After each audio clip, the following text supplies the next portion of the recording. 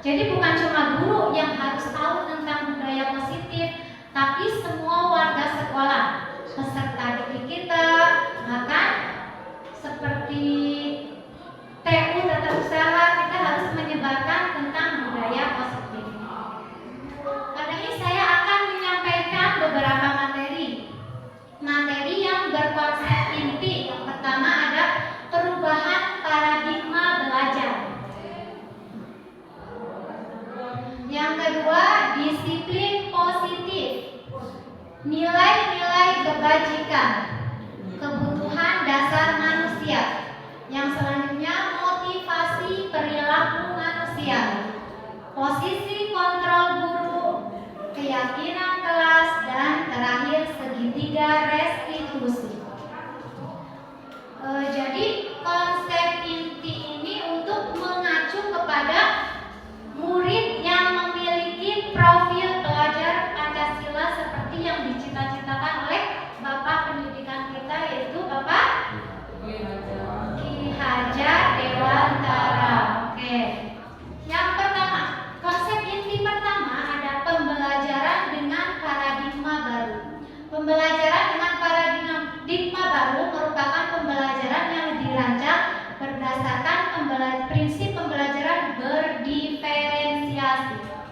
Seperti yang kita ketahui, sekolah kita SMP Negeri 1 Talego sudah ke dalam tahap mandiri berubah, di mana pembelajaran itu harus berdiferensiasi. Seperti apa sih berdiferensiasi itu? Saya akan sedikit mengulas ya tentang pembelajaran berdiferensiasi. Jadi tugas seorang guru itu hanya menuntun para peserta didik kita sesuai dengan kebutuhan mereka. Jadi setiap siswa itu punya kodratnya masing-masing ya Bapak Ibu ya. Tidak bisa kita mendikte, si ini harus seperti ini, si ini harus seperti ini. Tidak bisa ya. Kita hanya menuntun sesuai dengan apa yang dibutuhkan oleh siswa kita. Adapun faktor yang menunjang untuk memenuhi kebutuhan peserta didik, yang pertama ada kesiapan belajar. Jadi untuk melaksanakan pembelajaran berdiferensiasi, di awal kita sudah harus melakukan asesmen diagnostik ya Bapak Ibu ya, untuk mengetahui kematangan setiap murid itu berbeda-beda. Tingkatannya ada yang memang sudah matang, mahir, ada yang menengah, dan ada yang masih rendah tingkat kematangannya. Jadi kebutuhan mereka itu berbeda-beda, jadi tidak bisa disamaratakan untuk murid itu. Dan yang kedua itu minat. Setiap murid memiliki minatnya sendiri-sendiri. Ada yang misalkan minatnya pada literasi, ada yang numerasi, bahkan dan yang lainnya ya, bermacam-macam. Yang ketiga itu profil belajar. Profil belajar ini mengacu kepada gaya belajar. Kira-kira yang Bapak Ibu ketahui ada berapa macam gaya belajar siswa?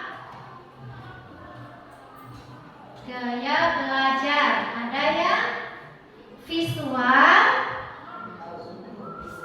auditori ya, terus yang terakhir apa? Kinestetik. Visual itu di mana siswa suka melihat belajar melalui gambar-gambar ya, seperti ini.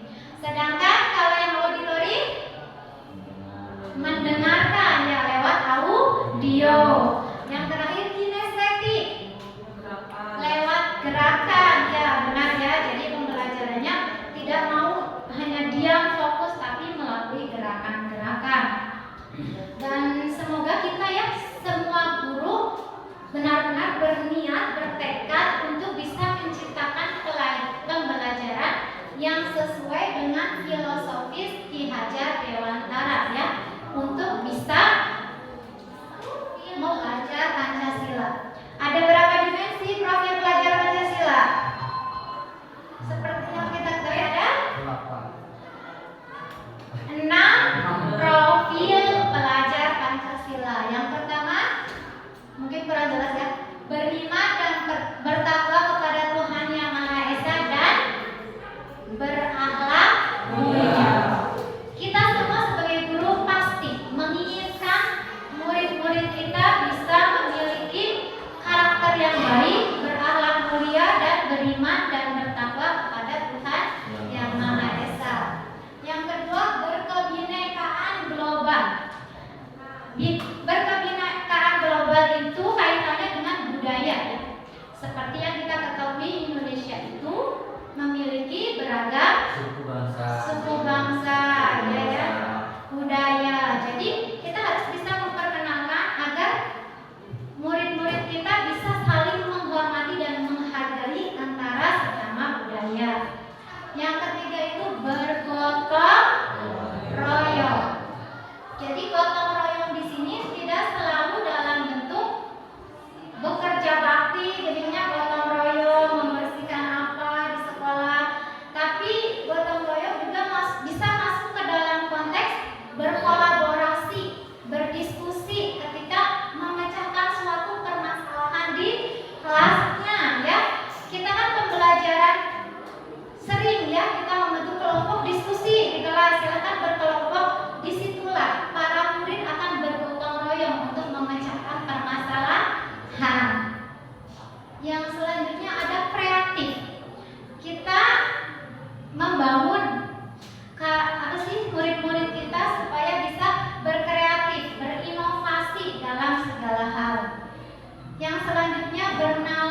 kritis. Bernalar kritis itu berpikiran kritis, cerdas ya Pak balasannya. Selanjutnya itu mandiri. Jadi anak-anak itu diharapkan bisa mandiri, tidak bergantung terus-menerus pada yang lain. Jadi ini adalah 6 dimensi dari profil pelajar Pancasila yang benar-benar harus kita wujudkan. Selanjutnya ada teori stimulus respon dan teori kontrol. Ini versus ya Bapak Ibu ya. Kalau stimulus respon mengatakan realitas kebutuhan kita sama, teori kontrol mengatakan realitas kebutuhan kita berbeda. Menurut Ibu, Bapak, mana yang benar? Teori kontrol. Oke, betul ya Bapak Ibu ya. Bahwa memang realitasnya, kenyataannya kebutuhan kita itu berbeda. Gak mungkin kita semua punya kebutuhan yang sama ya. Setiap kita punya kebutuhan yang berbeda-beda. Yang kedua, stimulus respon mengatakan semua orang melihat hal sama. Sedangkan teori kontrol, setiap orang memiliki gambaran yang berbeda. Teori kontrol ya. Ketika kebutuhan kita sudah berbeda, maka gambaran kita pun pasti berbeda. Jadi gambaran itu harapan-harapan kita ke depan ya. Setiap orang pasti punya harapan yang berbeda-beda. Terus ya sudut pandang ya dalam bahasa Indonesia. Yang ketiga, kita mencoba mengubah orang agar berpandangan sama dengan kita. Kita berusaha memahami pandangan orang lain tentang dunia. Jadi memang kita bisa ya mengubah orang lain, bisa nggak Bapak Ibu ya? Memaksakan orang lain, kamu harus seperti ini, kakaknya dulu mau. Enggak ya, enggak. Jadi tapi kita rubah mindset kita, pola pikir kita. Jadi nggak usah mengubah orang lain, kita berusaha saja memahami pandangan setiap orang yang berbeda.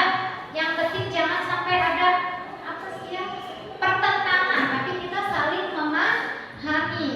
Yang selanjutnya, perilaku buruk dilihat sebagai suatu kesalahan. Semua perilaku memiliki tujuan. Jadi sejatinya baik itu perilaku buruk atau perilaku benar itu punya tujuan ya Bapak Ibu ya. Jadi jangan kita menjadi dia itu melakukan kesalahan, sudah dia itu salah. Enggak, mungkin saja orang yang melakukan kesalahan itu punya tujuan ya. Jadi kita nggak bisa menjadi orang sepenuhnya. Yang selanjutnya, pemaksaan ada pada saat bujukan gagal. Kolaborasi dan konsensus menciptakan pilihan-pilihan baru. Jadi yang namanya pemaksaan, hal memaksa itu dianggap sesuatu yang gagal. Daripada memaksa, mending kita berkolaborasi, bekerja sama untuk mewujudkan hal-hal yang diinginkan. Ini adalah perbedaan stimulus respon dan teori kontrol. Selanjutnya, disiplin positif. Disiplin positif itu kalau kita mendengar kata disiplin, identiknya dengan apa, Bapak Ibu? Siswanya agar disiplin ya, berarti identik dengan apa? Tak, betul ya, Bu Imas, berarti masuknya peraturan. Ketika ada kata disiplin, pasti mindset kita, oh ada aturan yang harus ditaati supaya disiplin. Tetapi sebenarnya nggak seperti itu ya. Disiplin berasal dari kata disiplina yang artinya belajar. Disiplin mengacu kepada disiplin diri yang memiliki tanggung jawab terhadap apa yang dilakukannya berdasarkan nilai-nilai yang diyakini. Jadi sebenarnya arti kata disiplin itu belajar atau disiplin diri.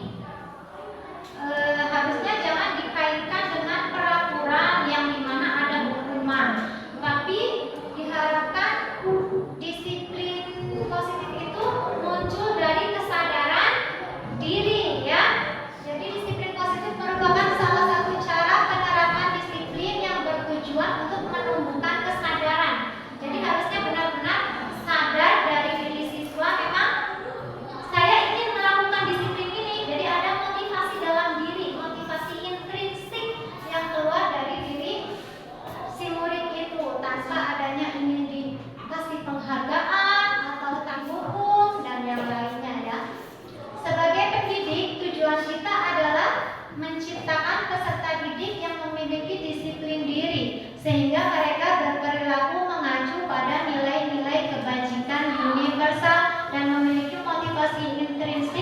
dalam perubahan perilaku ke arah yang lebih baik. Contoh ya Bapak Ibu ya, ada siswa yang terlambat mengikuti upacara, misalkan dihukum sama guru piketnya. Itu kan untuk Senin selanjutnya dia datang tepat waktu, udah Senin ya takut dihukum. Berarti itu masih suatu paksaan, belum ada motivasi diri ya, belum ada kesadaran ya Pak ya.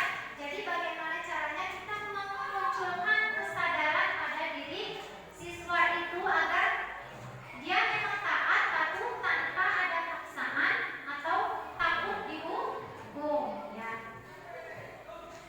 Yang selanjutnya ada yang disebut nilai-nilai kebajikan. Nilai yang disepakati bersama lepas dari suku bangsa, agama, bahasa, maupun latar belakangnya. Contoh nilai kebajikan. Nilai kebajikan bisa dilihat ada dalam dimensi profil pelajar Pancasila, seperti beriman dan bertakwa kepada Tuhan Yang Maha Esa dan berakhlak mulia. Dan yang kedua, berkebinekaan global.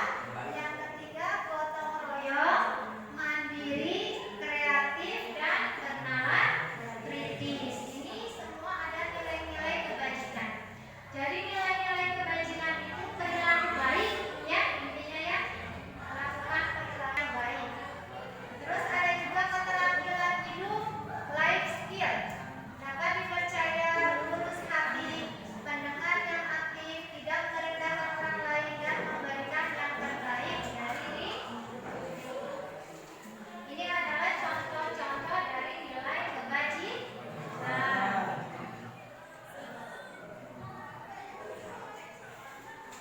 Masih semangat Bapak-Bapak?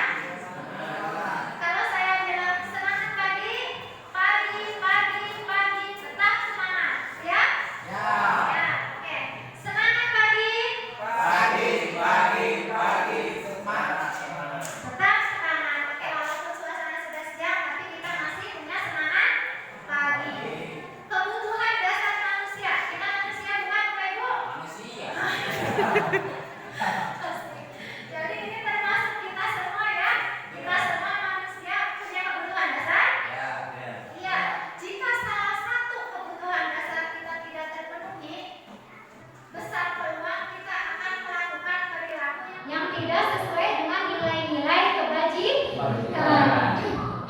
Kebutuhan dasar manusia adalah segala sesuatu yang kita lakukan untuk mendapatkan apa yang kita inginkan. Seluruh tindakan yang kita lakukan memiliki tujuan tertentu, dan semua usaha terbaik yang kita lakukan adalah dalam rangka agar kebutuhan dasar kita terpenuhi dengan baik.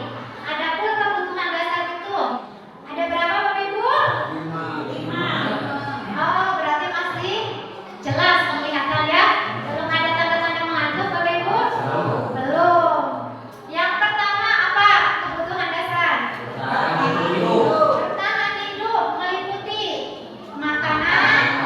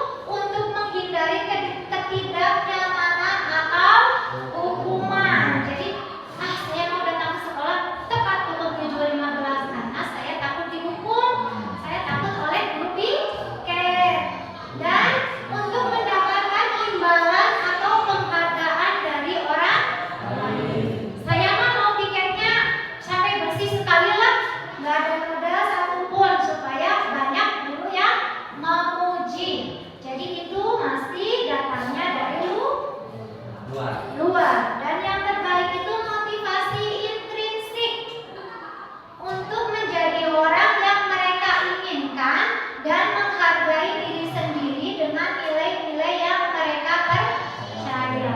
Benar-benar datang dari diri mereka, diri murid sendiri. Jadi mereka sadar melakukannya karena memang mereka menghargai diri sendiri ya. Jadi kita melakukan yang terbaik karena memang saya menghargai diri saya. Terus selanjutnya ada istilah hukuman, konsekuensi, dan restitusi. Hukuman itu apa Bapak Ibu? Hukuman itu sifatnya tidak terencana atau tiba-tiba.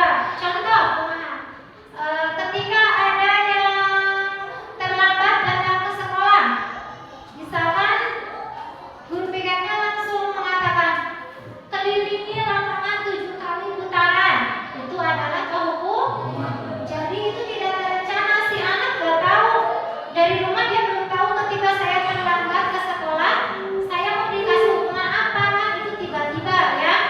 Terus murid tidak tahu apa yang akan terjadi kayak tadi. Bersifat satu arah. Maksudnya bersifat satu arah itu jadi hukuman itu datangnya dari guru tanpa kesepakatan dengan murid ya.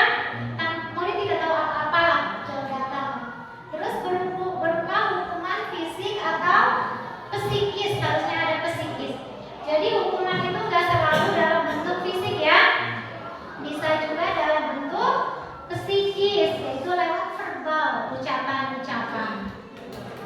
Barangkali Bapak Ibu ada yang mau menceritakan tentang hukuman verbal atau fisik yang pernah dialami ketika masa-masa sekolah?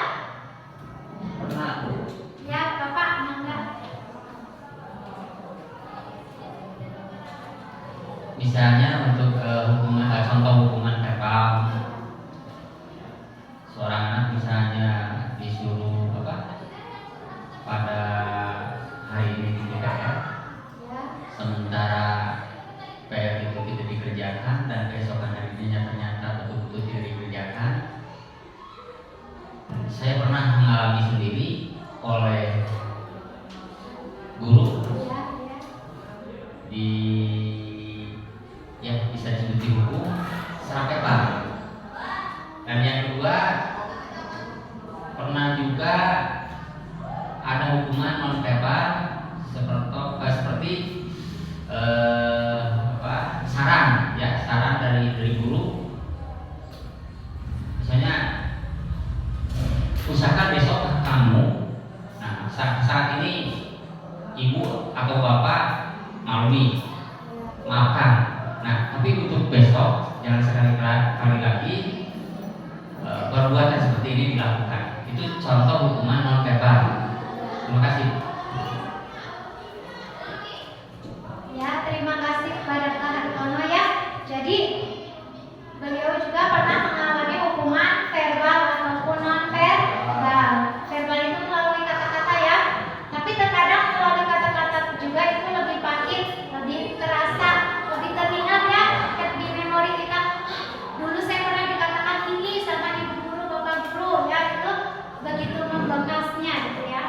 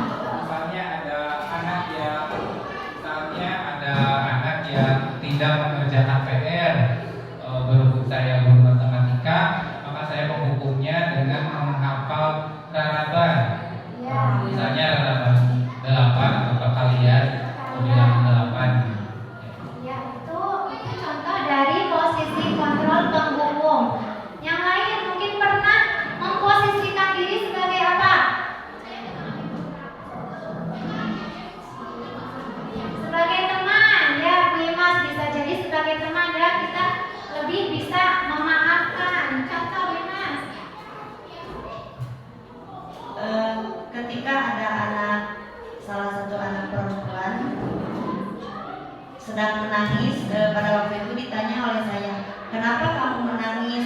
Dia itu langsung menganggukkan kepalanya dan tidak menjawab. Lalu oleh saya dibawa ke salah satu kantor atau ruangan BP, langsung ditanya, kenapa kamu itu tadi menangis? Dia terus tidak menjawab, lalu menangis terus. Dan akhirnya saya tanya terus dengan bahasa yang lembut, santun dan sebagainya. Dan akhirnya anak itu menjawab bahwa dia itu sedang mempunyai masalah di rumahnya. Dan akhirnya dia itu langsung mengatakan bahwa saya itu punya masalah dan berbicara masalahnya kepada saya. Nah, setelah itu lalu saya memberikan motivasi kepada anak tersebut dan sekaligus menjadi teman anak tersebut dan sekaligus menjadi orang tua tersebut karena saya di sekolah sebagai wali kelasnya dia. Nah itu. Ya, terima kasih ya Bu Imas ya. Jadi Bu Imas pernah memposisikan diri sebagai teman. Mungkin ada yang lain ingin mencurhatkan lagi posisi kontrolnya? Siapa lagi? Cukup ya.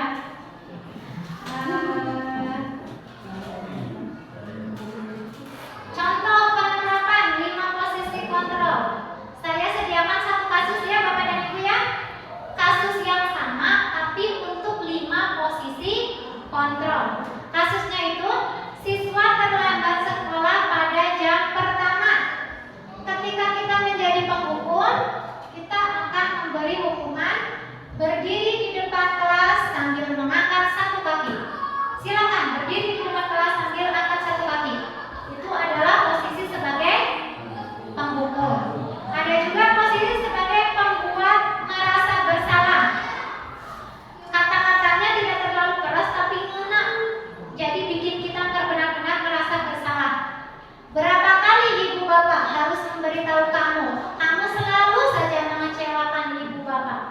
Itu dari rasa bersalah. Jadi anak benar-benar, oh iya ya ini salah saya, oh iya saya sudah bersalah. Jadi benar-benar disalahkan. Selanjutnya sebagai teman. Ayo dong ikuti aturan sekolah, tolong bantu ibu bapak ya sekali ini. Ya sudah tidak apa-apa. Lain kali jangan sampai berbuat seperti ini lagi ya. Jadi kalau posisi sebagai teman itu lebih akrab dan bahasanya itu lebih akrab dan juga lebih mudah memaafkan. Bahkan biasanya ngobrolnya itu ya penuh dengan keakraban, kadang canda tawa ya. Jadi anak pun merasa nyaman ya. Selanjutnya ketika sebagai pemantau, kamu sudah melanggar peraturan sekolah, kamu tahu konsekuensinya. Setelah ini kamu mencatat semua materi yang tertinggal dan jangan diulangi lagi. Kalau pemantau itu lebih identik dengan peraturan dan konsekuensi ya. Jadi kalau aturannya gini berarti kalau kamu melanggar menjadi gini. Itu pemantau. Yang paling ideal itu menjadi manajer.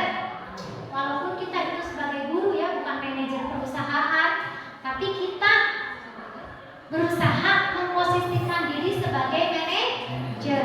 Biasanya yang akan diungkapkan itu seperti kata-kata, apakah kamu tahu kesalahanmu? Kira-kira bagaimana kamu memperbaiki kesalahanmu? Gitu ya. Jadi lebih memberi solusi. Saya punya kata-kata pernyataan. Saya kecewa sekali dengan kamu. Ini masuk posisi kontrol apa Bapak Ibu? Membuat rasa masalah.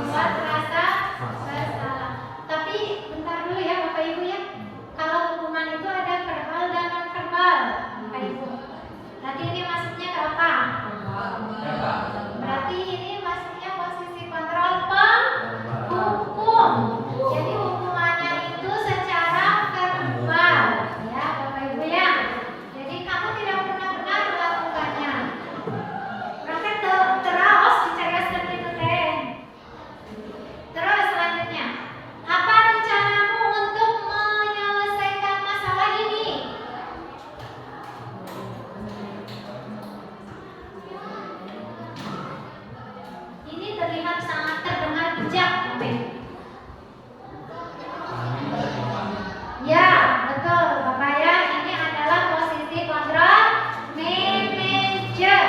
Selanjutnya, ayo angkat demi Bapak Ibu ya. Teman, ya semuanya bisa ya. Ini posisi sebagai temannya. Kamu tidak pernah mendapat nilai jika tidak mengerjakan tugas. Pemantau. Oke, jadi ini masuk ke dalam peraturan ya, pemantau. Berarti sejauh ini pemahaman Bapak Ibu benar-benar masuk ya. Dari tadi Bapak Ibu fokus mendengarkan. Selanjutnya, ada keyakinan kelas. Sekedar B-nya Bapak Ibunya. Ada pertanyaan, mengapa keyakinan kelas? Mengapa bukan peraturan kelas? Yang kita tahu di setiap sekolah itu adanya itu yang namanya peraturan kelas. Peraturan kelas biasanya datangnya satu arah dari guru, dari pihak sekolah atau guru ya. Tata tertib sekolah, bla bla bla bla, panjang ya. Kadang ada sanksinya dituliskan, kadang enggak ya. Tapi paradigma kita harus diubah sekarang, jangan terpacu dengan peraturan kelas. Seolah-olah itu memaksa yang namanya peraturan kelas. Kalau dalam guru penggerak itu kita bisa menggantinya dengan keyakinan kelas. Keyakinan kelas itu tujuannya untuk menghadirkan motivasi diri si murid. Jadi meyakini si murid dengan apa yang mereka sepakati. Kita di awal pembelajaran wali kelas, kita bikin keyakinan kelas. Kita sepakati dengan murid kita. Apa saja yang akan kita bikin. Tapi biasanya keyakinan kelas itu tidak menggunakan kalimat negatif, kita menggunakannya kalimat positif. Nah, pembentukan keyakinan kelas. Yang pertama itu bersifat abstrak. Yang kedua berupa pernyataan universal. Maksudnya pernyataan universal itu yang menyeluruh. Segala hal-hal baik bisa kita tuliskan dalam keyakinan kelas. Dibuat dalam pernyataan positif. Jadi ini ya Bapak Ibu ya. Kalau dulu peraturan itu dilarang membuang sampah sembarangan. Itu peraturan kelas. Sekarang kita ubah menjadi keyakinan kelas. Jagalah kebersihan. Jadi kita tidak diperkenankan menggunakan kalimat negatif seperti dilarang, tidak boleh, jangan. Tapi kita rubah, ya. Oke Bapak Ibu, siap ya kita menerapkan keyakinan kelas. Terus sedikit saja agar mudah diingat. Jadi keyakinan kelas itu kudu loba, banyak ya. Tapi cukup sedikit, tapi bisa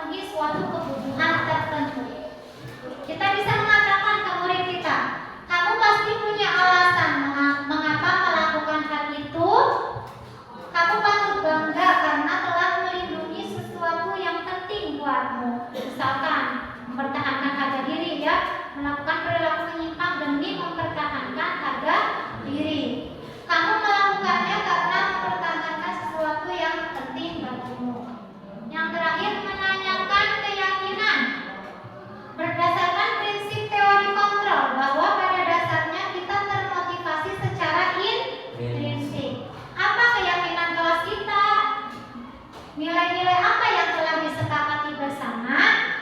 Kamu ingin menjadi orang yang seperti apa? Seperti apa gambaran kelas yang ideal menurut kamu?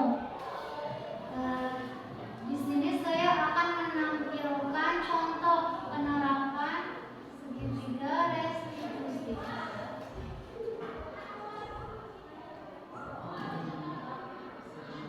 Ini saya melakukan restitusi bersama siswa di sini ya.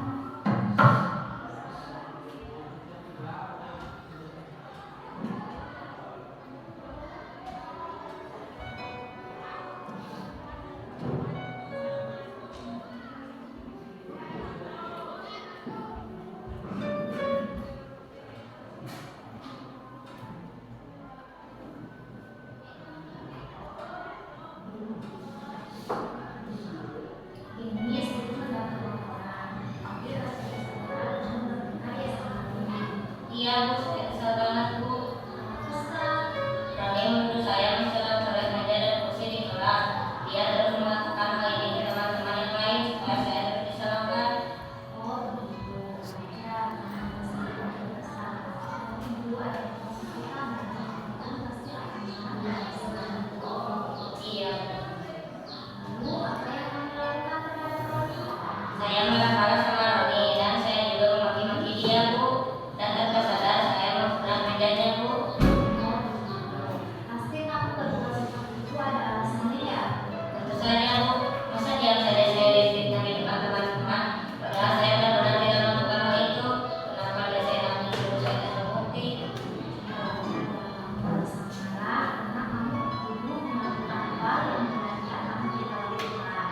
Itu sangat menghargai tindakan kamu karena kamu tidak melakukan hal yang lebih buruk daripada itu. Misalkan kamu memukul Roni, mengajarkan lagi. Iya Bu. Sekarang coba kita pikirkan, tindakan kamu marah sampai memukul meja itu sesuai dengan keyakinan kelas kita tidak? Tidak Bu. Oke, menurut kamu keyakinan kelas apa yang sudah kamu langgar? Saya menghormati anak teman. Oke, kamu selalu menghormati anak teman itu penting tidak? Penting Bu. Jadi keyakinan apa yang harus kamu lakukan pada saat kamu sedang marah? Harus lebih sabar Bu. Kamu bersedia memperbaiki masalah ini? Bersedia Bu. Apa yang akan kamu lakukan untuk memperbaiki masalah ini? Saya harus lebih bersabar dan menahan amarah saya. Kalau ada teman yang menuduh saya tanpa bukti, saya akan melakukan pada wali kelas saya. Ya, tepat sekali ini. Jadi tetap semangat ya. Sekarang kamu kembali ke kelas kamu ya. Iya, terima kasih Bu. Ya, sama-sama. Assalamualaikum warahmatullahi wabarakatuh.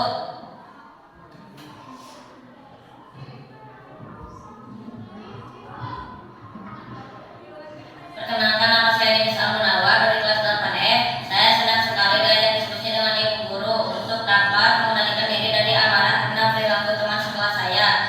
Saya harus banyak bersabar dan menghormati teman-teman saya. Assalamualaikum warahmatullahi wabarakatuh.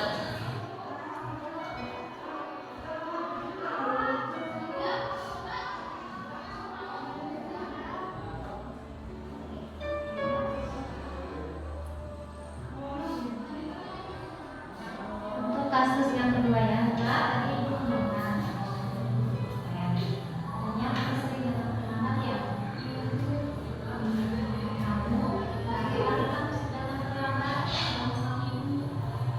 Terlambat ke sekolah itu suatu kesalahan bukan? Baiklah, sebuah kesalahan itu manusia. Pasti akan melakukan kesalahan. Jadi, kita bisa belajar dari kesalahan tersebut.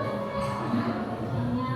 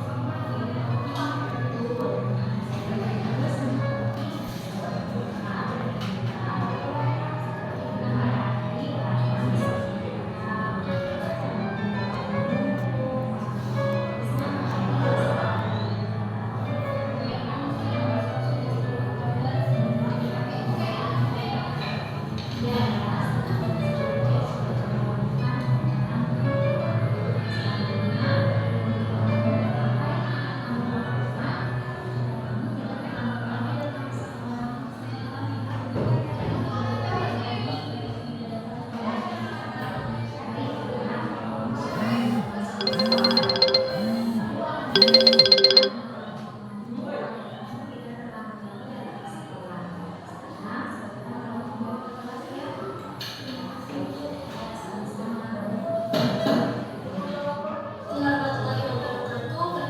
saya Ila dari kelas 9E.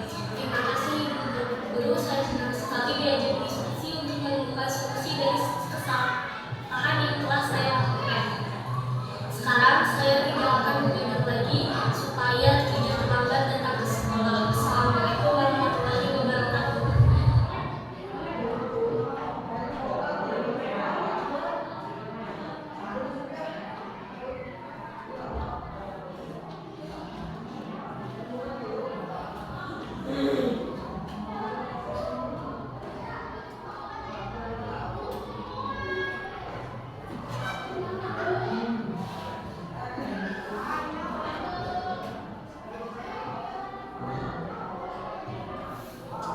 Ya, Ibu ya, barusan dua restitusi yang saya terapkan untuk murid saya ya. Jadi besar harapan saya setelah saya melakukan diseminasi ini, Bapak dan Ibu guru semua juga akan melakukan restitusi ketika ada perilaku murid kita yang menyimpang dari nilai-nilai kebajikan ya.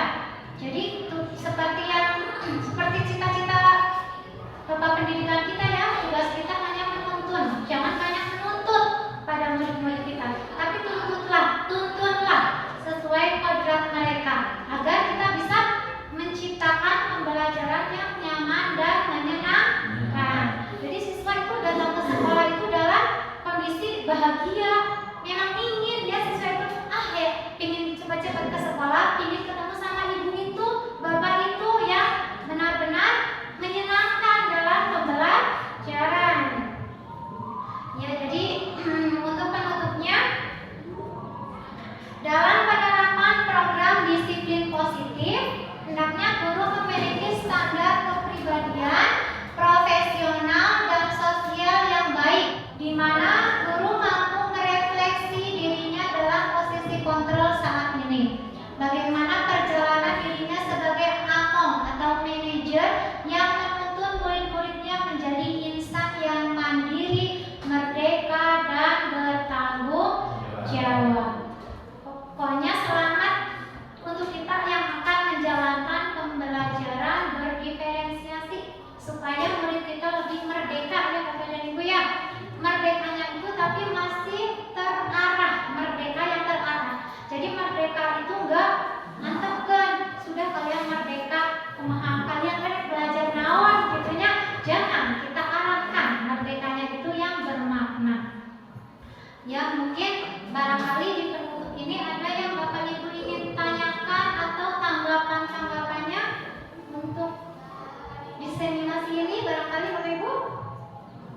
Tanggapannya sedikit. Ya. Setelah mengikuti alur yang telah dilaksanakan, alangkah mulianya kalau semua insan pendidik bisa memahami dan bisa merealisasikan seperti apa yang barusan diuraikan. 100% mungkin pendidikan di Indonesia akan maju, dan 100% juga cita-cita mewujudkan para pendidik dan peserta didik yang berperilaku dan berkepribadian Pancasila pun mungkin akan terlaksana dengan baik. Sekali lagi, mudah-mudahan hal ini menjadi inspirasi bagi kita semua dan bisa melakukan dan melaksanakan di dalam kita melaksanakan tugas keseharian sebagai pendidik. Demikian, terima kasih. Ya, terima kasih. Terima kasih banyak kepada Bapak Hartono yang telah memberikan pesan dan pesannya ya untuk kita semua ya. Semangat, semangat Bapak Ibu. Ayo kita melakukan perubahan. Gak seharusnya kita terus berada dalam posisi nyaman ya, tapi kita paksakan untuk hal yang luar biasa. Oke Bapak Ibu ya. Di sini saya juga masih dalam tahap belajar. Saya juga mengikuti program ini untuk belajar, bukan berarti saya